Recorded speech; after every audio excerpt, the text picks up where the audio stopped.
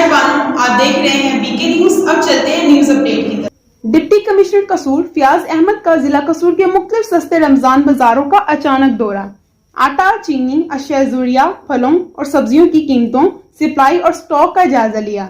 مزید تفصیلات جانتے ہیں سردار جاوید عاشق ڈوگر سے۔ جی سردار جاوید عاشق ڈوگر، تفصیلات سے آگاہ کیجیے گا۔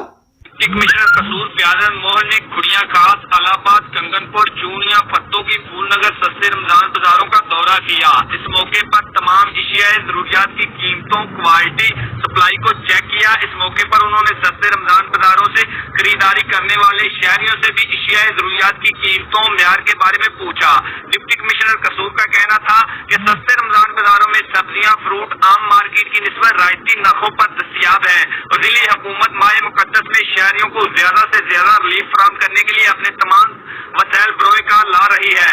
ضلع بھر میں